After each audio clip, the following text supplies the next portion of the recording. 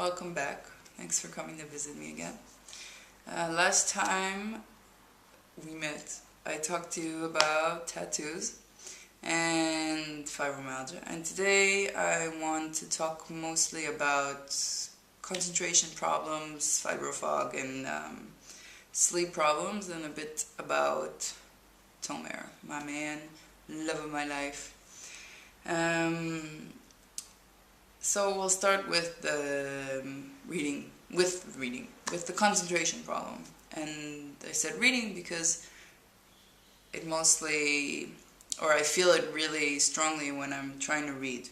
So as I told you before, I'm trying to find my focus again. You know,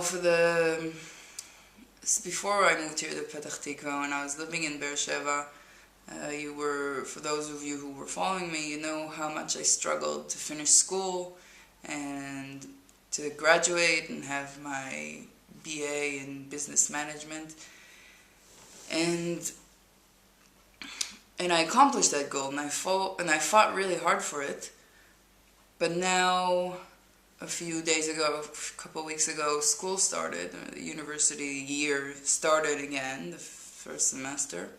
And I'm not going to school. I finished. I'm not a student anymore. I was a student for 6 years, but I'm not a student anymore. I'm a university graduate. And it's weird. It's weird to not have that goal, and now I have to find my own goal. And with the fibro and everything that I'm dealing with, and trying to find myself again, it's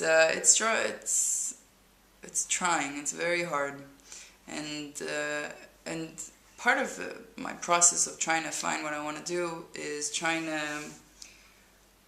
learn a bit about, catch up with the material that I missed of not being involved with SEO, with search engine optimization, websites, and Google and everything, or search engine marketing.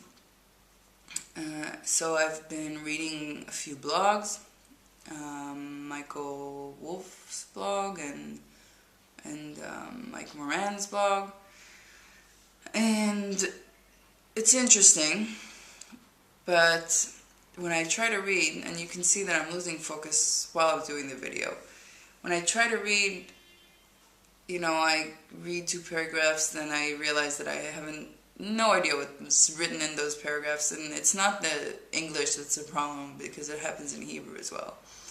It's just, and I'm sure it happened to me before fibro, and it happens to everyone, I know that it does, but for me, or at least how I feel, it's just all the time.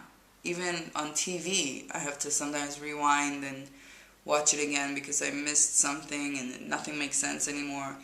And even when I read about fibro, or if I read a book or anything, it's just confusing. It's the same as I go to the kitchen and I have no idea what I want to do there. So when I go towards the kitchen, the bathroom's near the kitchen. So when I go towards the kitchen and I forget why I got up in the first place, I just go to pee in the toilet, and because that's the default. I almost always need to pee, which is also part of fibro. Irritable bladder syndrome or something.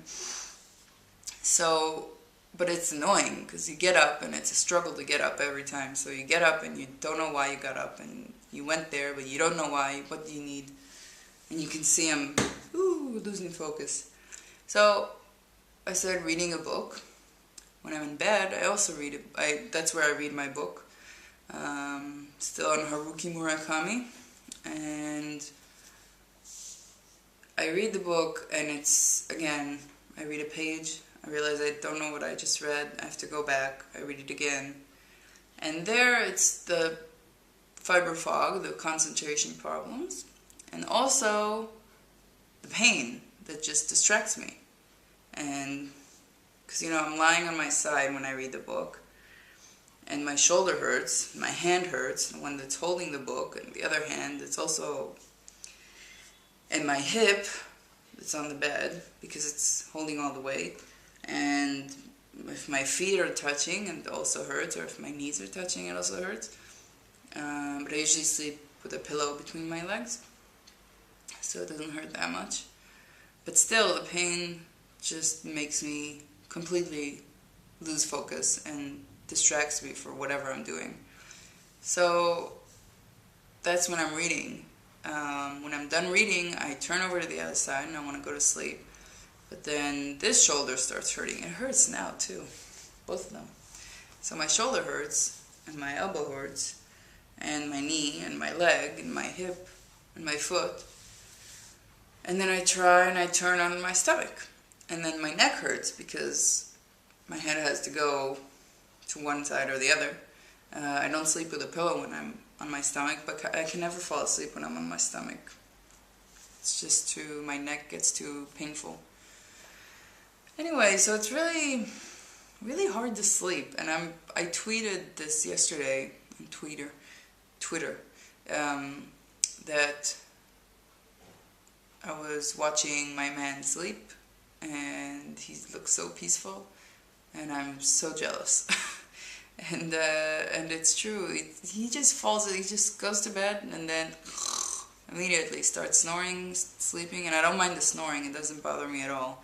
The only thing that bothers me is the pain, and my mind is racing, full of thoughts and everything. And so that's that. That's what I wanted to tell you. And now I wanted to tell you about my man, Tomer, love of my life. We call each other Boob, which is like doll, kind of shortened. In English it sounds funny because it sounds like we're calling each other boobs. But, so anyway, he's right now in a very trying time of looking for a job. He graduated and he's an industrial and management engineer, and he's looking for a job, and he goes to a lot of interviews, and he's doing whatever he can to improve and learn from his mistakes and learn how to better present himself, and